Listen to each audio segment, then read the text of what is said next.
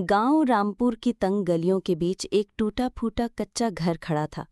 वहीं दो बहनें सावित्री और राधा रहती थीं। उनके माता पिता को गुजरे हुए पूरे 10 साल हो चुके थे। राधा ने दीदी से धीरे आवाज में कहा, दीदी, आज फिर वो बूढ़ी दादी मुझे देखते ही बोली कि मैं किसी अमीर घराने की बेटी लगती हूँ। पता नहीं लोग मजाक कर रहे हैं या सच में मैं खूबसूरत हो गई हूँ। सावित्री काम करते करते बोली, खूबसूरती से रोटी नहीं मिलती राधा, हमें तो मिट्टी के चूल्हे से ही पेट भरना पड़ता है। तू हमेशा ख्वाब देखती रहती है, जरा जमीन पर भी आ। राधा रूठते हुए, तो क्या मुझे हंसने सपने देखने का हक नहीं?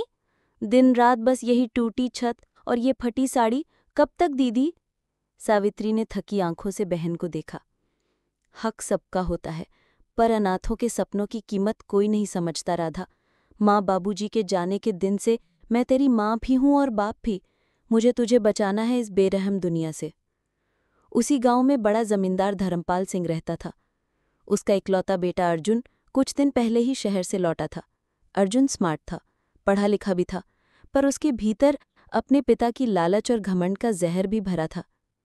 राधा ने चुपचाप दीदी से कहा, दीदी, अर्जुन लौटा है, याद है ना बचपन में तालाब में गिर गया था और तुमने बचाया था? सावित्री ने सख्त स्वर में कहा, हाँ याद है, लेकिन अब वो हमारी दुनिया से दूर है।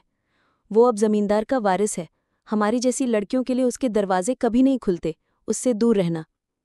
राधा ने तड़प कर पूछा, तो क्या बचपन की दोस्ती भी पैसों से तौली जाती है दीदी, दिल के रिश्ते भी? सावित्री ने ठंडी सांस भरते हुए कहा, हम गरीब लोग दिल से सोचते हैं और वही हमारी सबसे बड़ी गलती होती है। कुछ दिन बाद राधा तालाब से पानी भरकर लौट रही थी। रास्ते में अचानक अर्जुन मिला। राधा, तुम अब भी उतनी ही मासूम हो और खूबसूरत भी, अर्जुन ने मुस्कुराते हुए कहा। राधा शर्मा गई, सिर झुका लिया। मुझे देर हो रही है अर्जुन, दीदी इंतजार कर रही होंगी। वो जल्दी से घर चली गई। लेकिन धीरे धीरे राधा और अर्जुन मिलने लगे। अर्जुन मीठे मीठे शब्दों से उसका दिल जीतने लगा।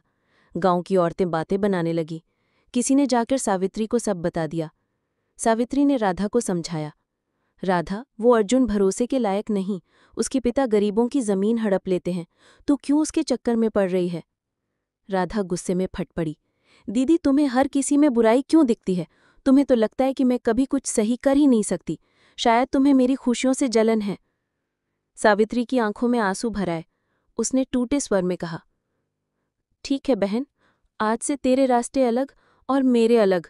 मैं अब तुझे कुछ नहीं कहूंगी। राधा बक्सर अर्जुन के घर जाने लगी। एक दिन उसने हवेली में छुपकर सुना। जमींदार धर्मपाल अपने बेटे अर्जुन से कह रहा था, बहुत अच्छा बेटा, उस राधा को अपने जाल में फंसा लिया। अब उसकी जमीन भी हमारी होगी और उसकी दीदी सावित्री, वो भी बहन के नाम पर सब हमारे हवाले कर देगी। अर्जुन हंसते हुए बोला, हाँ बाबूजी, सावित्री से बहस करना मुश्किल है, इसलिए मैंने उसकी मासूम बहन को चुना।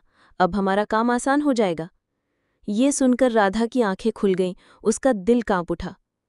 वो गुस्से से बाहर आकर बोली, धोखेबाज, तुम लोगों ने मेरे साथ इतना बड़ा विश्वासघात किया। मैं तो तुम्हें अपना दोस्त समझती थी, लेकिन तुमने मेरे प्यार, मेरे भरोसे को खेल बना दिया। भगवान तुम लोगों को कभी माफ नहीं करेगा। घर लौटकर राधा फूट फूट कर सावित्री से लिपट गई। दीदी, माफ कर दो मुझे, मैंने तुम्हारी बात नहीं मानी। मैंने तुम्हें बहुत दुख दिया। आज समझ आया कि तुम सही थी। सावित्री ने आंसू पोंछकर बहन को गले लगा लिया। पगली, बहन से भी कोई माफी मांगता है क्या? तू तो मेरी जान है। बस वादा कर, अब कभी गलत लोगों पर भरोसा नहीं करेगी। राधा रोते रोते बोली, वादा दीदी, अब मैं सिर्फ अपने घर और तुम्हारे साथ ही खुश रहूंगी। अर्जुन जैसे लोगों से दूर रहूंगी। दोनों बहनें हाथ पकड़कर आंगन में बैठ गई। उस टूटी झोपड़ी में भी